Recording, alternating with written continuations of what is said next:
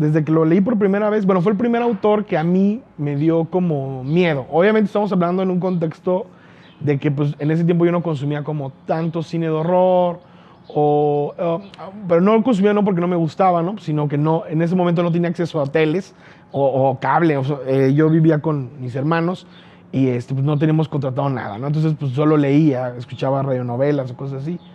Y cuando lo leí por primera vez, pues estaba morro, o sea, estaba chavo, y fue en el abismo en el tiempo y dije, órale, o sea, está bien interesante. No, no es un miedo como una película de terror de que estás todo el tiempo de screamers, ¿no? Esto, sino más bien es que te deja una sensación como de vacío.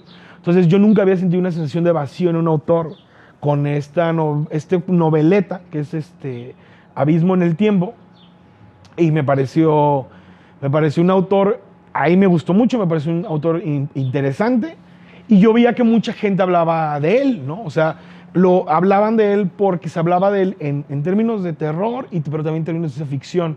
O sea, era un autor que me llamó la atención desde ese principio, desde ese punto. Y después leí yo Montañas de la Locura. No me gustó tanto en su momento, como que no lo aprecié, pero repito, o sea, había en él como cosas que yo nunca había visto antes o cosas que yo nunca había experimentado como lector y en términos de imaginación. Entonces el primer acercamiento que tuve con él era que era desolador, y ese tipo de terror me gusta, que bueno, ahorita lo podemos desarrollar más, o ese tipo de terror y literatura me gustó mucho porque no te dejaba, o no, Lovecraft no te permite o no permitía que tú pudieras como aferrarte a algo conocido para ti. Por ejemplo, o sea, si él te habla de una criatura, fungi, no sé, como de hongos, etcétera, etcétera, él en su literatura, si lo llegan a leer, a menos que me equivoque, ¿no? A menos que haya algo que yo no he leído o que no recuerde, no hay nada que aferrarte. Es decir, lo único que te queda aferrarte es al conocimiento y a la locura. O sea, no hay cristos, no hay sacerdotes. O sea, él te habla de una criatura que viene o que estuvo o que está, ¿no? Y que te está persiguiendo o que está ahí, y al tú saber que existe, pues estás muerto o estás a la locura. Entonces eso a mí se me hace muy interesante porque no había, o sea, no sé, en El Exorcista dices, bueno, si rezamos muy fuerte, igual le sacamos el demonio a Regan, cabrón, no sé. O si tú, no sé, hay un demonio y dices, bueno, me hago una limpia, voy con una bruja, hago un viaje astral. Entonces hay un punto en Lovecraft donde no te permite ninguna resolución espiritual que conocemos, güey. Es más, si pensamos que venga Shub-Niggurath o Nyarlathotep, la gran pregunta es, ¿los rezos servirían para ellos? Entonces, ese tipo de cosas era algo que en su momento no me di cuenta de forma inmediata, sino que me fueron mermando la imaginación, fueron que me gustara al momento de establecer algo que yo conocía. Con eso que Lovecraft nos expone o que conoce, pues es cuando empieza como lo aterrador, ¿no? Y en otras experiencias que si quieres ahorita te comento. Pero básicamente eso yo me gusta mucho de Lovecraft, ¿no? Lo destaco mucho. Hay muchos críticos de Lovecraft que no les gusta de Lovecraft es que sus personajes son irrelevantes, parecen ser irrelevantes, ¿no? Y es válido entender eso, porque como su narrativa son lo que le llamamos, por ejemplo, tiene una narrativa de telegrama o postal, es decir, de cartas, de confesiones. Los personajes parecen estar en otro nivel, o sea, no parecen estar cerca del lector. Además, actualmente estamos muy acostumbrados a ver series de televisión. Entonces, una serie de televisión, por ejemplo, True Detective, ¿no? O bueno, mejor, un ejemplo más cercano, esta de Heisenberg, ¿cómo se llama? Breaking Bad, ¿no? O sea, por ejemplo, Breaking Bad, pues nos enamoramos del personaje, lo odiamos, etcétera, ¿no? Hasta podemos sentir ansias de poder ser cercanos a él. Los personajes de Lovecraft son muy lejanos al lector, que también era muy propio del tiempo. O sea, él es de principios, casi mitades del siglo XX, pero él tiene una tradición del siglo XIX, donde son personajes muy lejanos en este tipo de historias conocidas como Weird Fiction o Pulp Fiction, y los personajes más bien están ahí para que el autor pueda desarrollar una historia que el lector pueda absorber sin importar qué tipo de personajes. Ojo, eso es una mentira. Porque aunque sus personajes no parecen tan relevantes, aunque sus personajes no parecen tener tanto background, es mentira.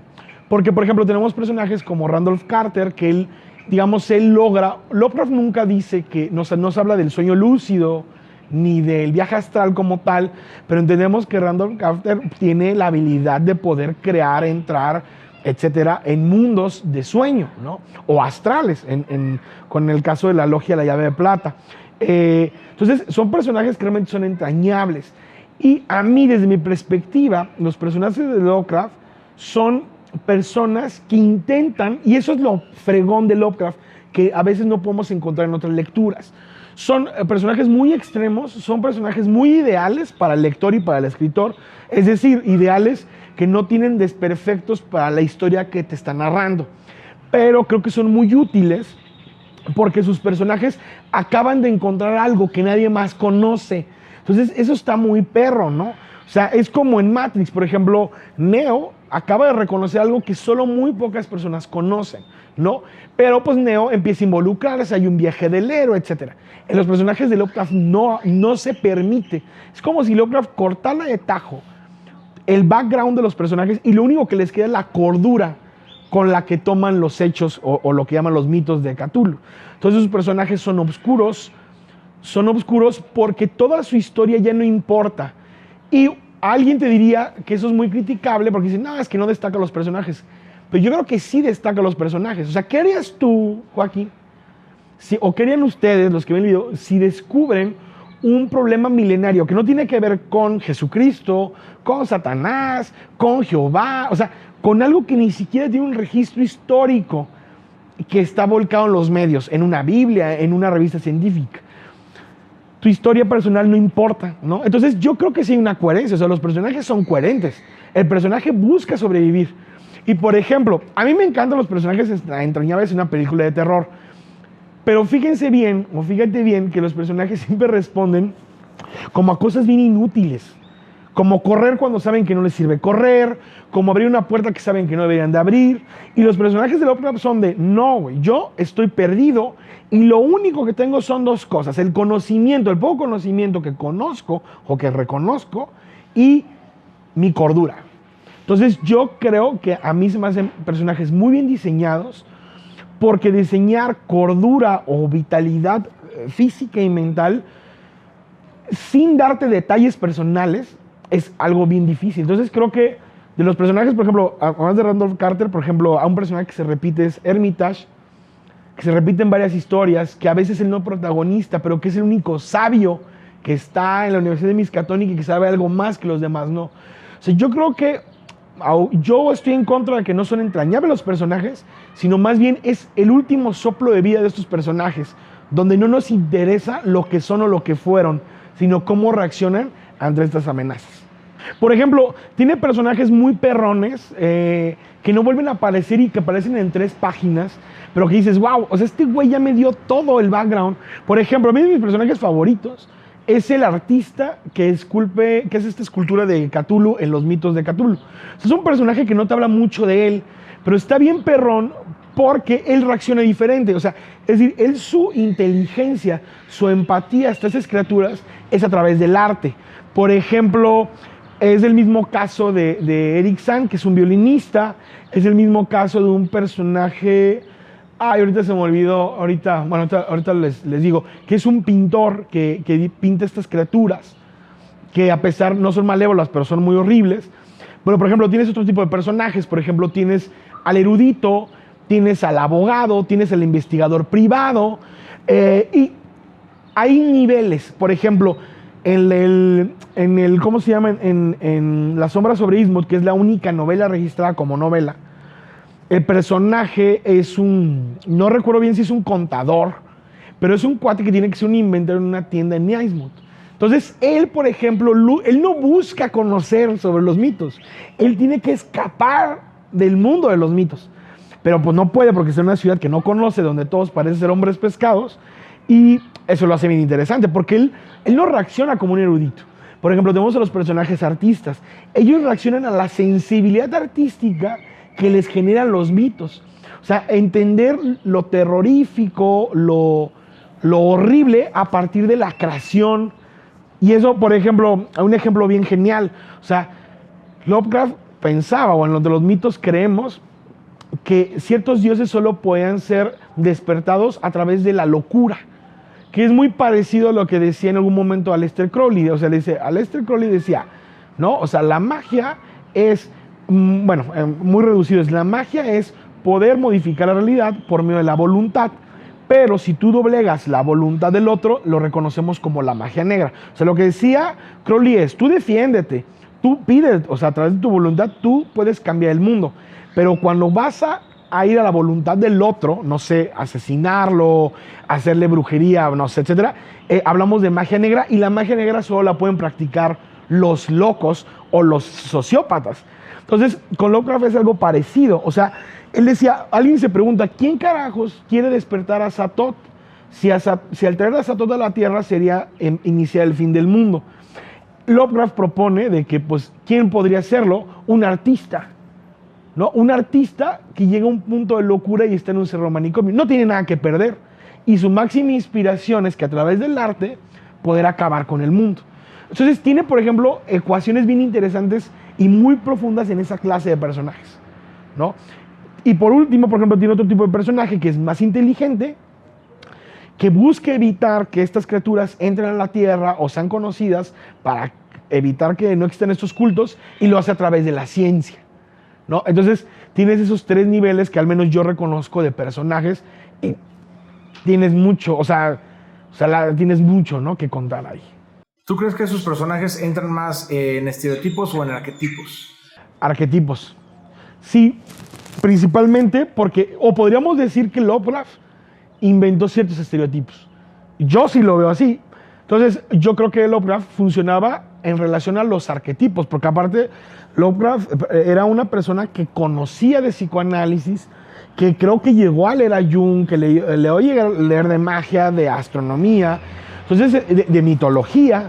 Entonces, obviamente, Lovecraft utiliza arquetipos, ¿no? Y al punto que se le reconoce a unos dioses como dioses arquetípicos. Por ejemplo, el arquetipo más reconocible es Shub-Niggurath, ¿no?, que es una criatura, que no me acuerdo ahorita en qué novela aparece, en qué cuento. Shub-Niggurath, por ejemplo, es la cabra negra de los montes. Hay referencias a los faunos, al arquetipo fáunico, o a lo que se conoce como arquetipo pánico, que es la promiscuidad o la sexualidad, y sobre todo la fertilidad. Pero, por ejemplo, Lovecraft va un poco más allá porque sus arquetipos son retorcidos, cabrón. Es decir, Shub-Niggurath, pese a que cumple el arquetipo de un dios, él no tiene la figura de un dios, no habla, no se comunica, y no hay una forma inteligible de poder tener un contacto con él que no sea a través de la muerte. Entonces, por ejemplo, dices, wow, pues eso no lo ves. O sea, hasta los demonios en la demonología del siglo XII tienen nombre, te dicen que hablan de tal forma, ¿no? En los monstruos de Lovecraft los conocemos porque la gente los ha dibujado. Pero yo te apuesto que si los hubiéramos leído en su tiempo, la mente de los lectores en los años 20, los años 30, era una bomba.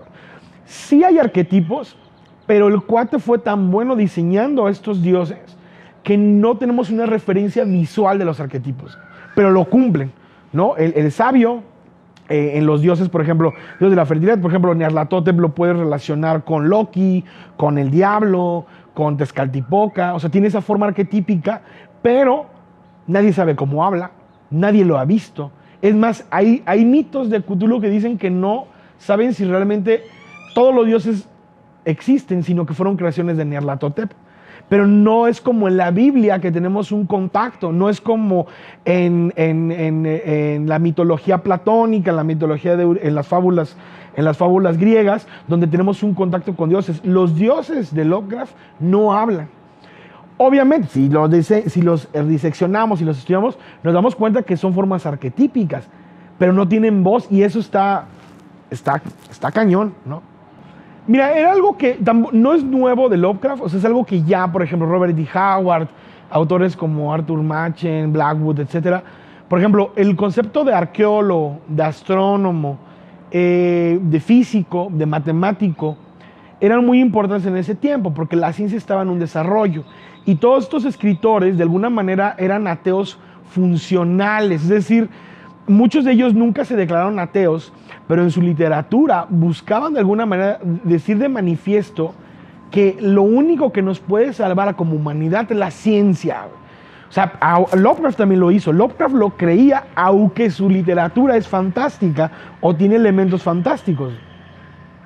Pero, por ejemplo, Lovecraft diseñó ciertos estereotipos y que posteriormente los moldearon. Por ejemplo, los estereotipos de la persona aventurera, por ejemplo, un arqueólogo que sabe de arqueología, sabe de historia, pero también sabe de ciencias ocultas, que también es aventurero, ¿no? En el caso, por ejemplo,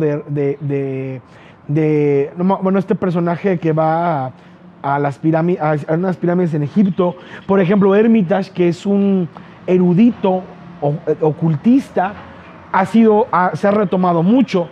Por ejemplo, ¿sabes cuál es de los estereotipos que más me gusta de Lovecraft? Que yo siento que decía mucha influencia. El del ingenuo. La persona ingenua que llega a un pueblo desconociendo qué hay en ese pueblo. Por ejemplo, lo podemos ver en The Wicker Man, del policía que llega y que se da cuenta que hay una... Bueno, no lo voy a spoilerear. O sea, es un policía que viene investigando un crimen y que adentro hay una secta. Por ejemplo, el incauto tipo Midsommar, que también lo vemos en el ceremonial de Lovecraft. Ese es mi estereotipo favorito. El incauto que llega a un lugar, un espacio donde hay humanos o sujetos que reconocen un culto o que se reconocen en un culto que nadie conocía hasta ese momento. Y eso, por ejemplo, es una herencia, desde mi punto de vista, en muchas historias de Lovecraft, que lo vemos en la actualidad.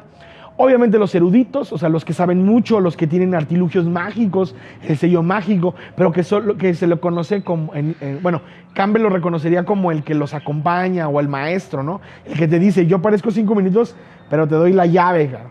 Por ejemplo, eso es muy Lovecraftiano, ¿no? Y mi favorito es el artista loco que desencadena X o Y cosas. This wasn't just a burglary. Who are you? Roland Banks. The Bureau has evidence that others are trying to involve her in some shady business. This, my friends, is a grimoire, a book of spells. Who are you people? Hay un tipo de personaje que influenció a diseñadores de juego que es totalmente Lovecraftiano, y es el concepto del investigador. O sea, el concepto del investigador desde la perspectiva de Lovecraft en estos diseñadores de juegos es que todos o cualquier persona podría ser un investigador. Lo perrón o el meollo del asunto en el diseño de personajes o en la creación de personajes basados en Lovecraft es que tienen 3 niveles. O sea, por ejemplo, que también se puede aplicar en el policíaco, en la novela negra. Bueno, la novela negra no tanto. O sea, en el policíaco, el investigador busca llegar de un punto A a un punto B, o de la A al B, pero tiene un problema intermedio para llegar a ese punto. O sea, hay que resolver un misterio. En Lovecraft, los personajes, al buscar sobrevivir o escapar de una situación, no les importa llegar al B, les importa llegar a cualquier punto que los aleje o que ayude a solucionar lo que han destapado, lo que han encontrado. O sea, a lo que voy es, si tú, por ejemplo, en La llamada de Cthulhu, decides ser un detective privado y tú decides ser un artista de jazz, o sea, una cantante de jazz, no hay mucha diferencia. O sea, tal vez la única diferencia sería que el detective tiene técnicas para buscar o encontrar o enlazar pistas. Eso es lo único que toma prestado el policíaco. Todo lo demás no, güey. O sea, ¿por qué? Porque los personajes tienen que tener una serie de habilidades para poder conectar aquello que no conocen, güey. Pero que, ojo, o sea, un policía no sabe quién lo mató, tiene que investigar. Pero aquí va más allá de eso. O sea, en los juegos Lovecraftianos, por así decirlo, lo importante no es el crimen en sí, o no es resolver el crimen, sino por qué se llegó a ese crimen. Por ejemplo, una secta, alguien que intentó invocar, o sea, cuando te das cuenta que un cultista disfrazado de un vendedor de medicinas está muerto porque intentó invocar a un dios antiguo, pues ya no te importa el muerto, güey. Te importa decir, güey, ¿por qué este cabrón o este tipo quiere invocar a esta criatura y qué desató a partir de su invocación. Entonces, el diseño de personaje Lovecraftiano, a diferencia de otros juegos, hablando por ejemplo del rol, a diferencia de de un Calabozos y Dragones, de un Vampiro la Mascarada, de un Cyberpunk, los jugadores de Lovecraft son un género aparte, porque realmente cualquiera puede ser un investigador. Lo único que te ponen es pues definir el tiempo que estás jugando, años 20, años 30, años 40. Ojo, no son personajes aventureros por sí mismos, sino son personajes que están inquietos al conseguir cierta información relevante o no relevante. Entonces, el diseño de personaje en sus juegos son personas curiosas, pero sobre todo que están dispuestas a mantener su cordura a lo largo del espacio. Porque algo que me encanta de Lovecraft y que es un elemento que videojuegos lo han incluido, que ha sido gracias a la llamada de Cthulhu o gracias a Lovecraft, es el concepto de cordura. O sea, normalmente siempre tenemos un concepto de vida, de vitalidad, y pues la vitalidad generaliza todo. O sea, la salud, que si me disparan, que si me acuchillan, era todo, ¿no? O sea, ¿cuánta vida tienes? Y aquí, cuando tú juegas la llamada de Cthulhu, cuando tú juegas Arkham Horror, cuando tú juegas un videojuego basado en Lovecraft, tienes dos niveles. La salud, o sea, tú puedes ir a una misión y no perder salud física, pero emocionalmente, contra lo que te estás enfrentando, es el problema. Entonces, por ejemplo, eso es un elemento que ha revolucionado y que se ha retomado también en videojuegos. O sea, creo que Fatal Frame lo hace, por ejemplo, Bloodborne, no como tal toma en cuenta la vitalidad, pero tiene estos elementos de desasosiego, de que el personaje parece que está fuera del lugar, güey. Entonces, él no intenta resolver solo un crimen, güey, sino intenta resolver qué carajos está haciendo en el mundo, güey, al momento de descubrir que hay algo más. Entonces, sí, o sea, el diseño de personaje en Lovecraft, la cordura, la estabilidad emocional, la estabilidad mental, las motivaciones y los pilares de cordura son elementales para diseñar personajes. The most merciful thing in the world is the inability of the human mind to correlate all its... O sea, antes de la llamada de Cthulhu, era un juego que se trataba de vencer. Era un juego que se trataba de ganar. En la llamada de Cthulhu, por ejemplo, por primera vez vemos en los juegos de ¿quién va primero? No, güey, vas tú. No, ve tú, voy yo. Y que el personaje, por primera vez, no es voy a agarrar un arma o voy a agarrar una espada y voy a matar. O sea, es decir, güey, yo no puedo entrar. Tengo pistola, pero tengo muy poca estabilidad emocional. Tengo muy poca cordura, güey. O sea, si veo algo y me vuelvo loco, los voy a disparar a todos. O sea, eso te plantea la llamada de Cthulhu. Y yo sí creo que las habilidades en la llamada han trascendido su importancia porque, por ejemplo, en otros juegos, casi todos los juegos en ese momento era destreza física.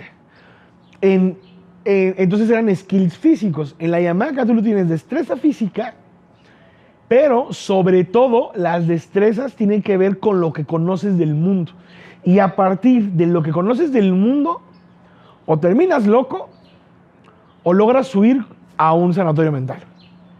Pues mira, con elementos Lovecraftianos que a mí me gustan mucho. Bueno, primero, y pues lo pueden leer, es un cuento que realmente es una novela corta, por ejemplo, y que es una gran influencia para Lovecraft, es el gran dios Pan de Arthur Machen, es Machen, como es Machen. Él es un autor antes de Lovecraft que se basó mucho, y el gran dios Pan, por ejemplo, es inaudito, o sea, es bien extraño, porque es una historia de terror que se basa en nada, güey. O sea, él tiene un concepto que se llama el velo de Isis. Entonces, que es una gran influencia para Lovecraft. Rápidamente, para no spoiler, en el relato, unos científicos intentan que una persona, no explican cómo, que una mujer logre develar el velo de Isis. Lo que ellos están tratando de decir es que a través de una lobotomía, por lo que entiendes, intentan despertar en ella el lóbulo frontal o la glándula pineal para que ella pueda ver el mundo fuera de este mundo material. Entonces te has dado cuenta que las personas que están en ese punto, o sea, que pueden ver fantasmas, que pueden ver criaturas, terminan siendo malvadas, güey, porque están en dos mundos al mismo tiempo. Pero, por ejemplo, Machen es súper desconcertante porque nunca te permite enlazarlo con la realidad. O sea, igual que Lovecraft. O sea, es locura, es ambiguo y parece que allá afuera hay algo que todos desconocemos y que solo a través de la ciencia o de la parte erudita del hombre nos podemos acercar a ella. El problema es que cuando nos acercamos, pues podemos volvernos locos. Por ejemplo, es de los que más me gusta. Hay un libro, hay otro relato de, creo que es de Machen o de Allen Blackwood que se llama, no, creo que es de Machen, que se llama El Pueblo Blanco, que habla sobre la maldad, sobre el concepto de maldad. Entonces está bien interesante porque también él no habla de santos, de demonios, de dioses, habla de la maldad, pero también habla de la maldad de los niños, cabrón. Entonces sí está bien loco, o sea, está muy interesante ese concepto. Ahora, también hay otras cosas que a mí me han encantado, que creo que son muy Lovecraftianas y que deberían de valorarse de esa forma. Por ejemplo, el nuevo cine de terror, podemos encontrar cosas como conceptos de terror muy, muy, muy profundo. Bueno, La Cosa. O sea, en The Thing, que obviamente The Thing, la primera película está basada en una noveleta de los años 40, pero The Thing de Carpenter lo lleva a un nivel bien. Las dos películas son geniales, o sea, las dos uno, ¿no? La original y la de Carpenter. Pero lo que Carpenter nos regala, un elemento que nos regala Lovecraft, es que hay un terror que reconocemos, pero que no logramos nombrar, güey. Y que al no poder ser nombrado, también no podemos identificar y que subyace dentro de nosotros, ¿no? O sea, porque al no poder reconocerlo es que nosotros también podemos ser la misma maldad, ¿no? Obviamente las referencias al Ártico, las referencias a criaturas de las cuales nadie tiene un conocimiento de cómo salir de ellas. Por ejemplo, el videojuego, bueno, hay un videojuego que se llama Bloodborne, bien interesante, porque en Bloodborne nunca logramos establecer qué es lo que nosotros como personaje queremos conseguir. O sea, es decir, en un juego es de, pues Mario Bros tiene que rescatar a la princesa, ¿no? En Resident Evil, pues, bueno, acabar con una ciudad llena de zombies o detener a la empresa para que siga zombificando.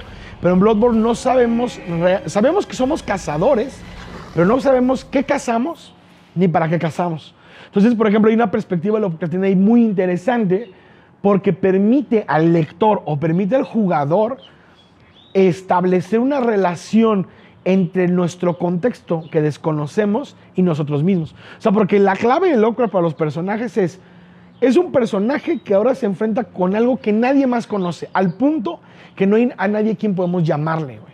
¿Sí me explico? Porque si yo ahorita tengo un problema de fantasmas en mi casa, digo, bueno, güey, pues le hablo a un padre, le hablo a un sacerdote satánico, güey, o le hablo a un chamán, le hablo a un indio Hopi. Pero ¿qué pasa cuando nos enfrentamos con algo del cual no tenemos referencia? Entonces, por ejemplo, Bloodborne, su jugabilidad, o sea, la dinámica de juego, tiene que ver mucho con eso. O sea, el sujeto, el jugador debe de descubrir qué es lo que está haciendo y para qué lo está haciendo. Muy Lovecraftiano. Y por último, que a mí me gusta mucho también bueno, hay muchas películas con referencias Lovecraftianas.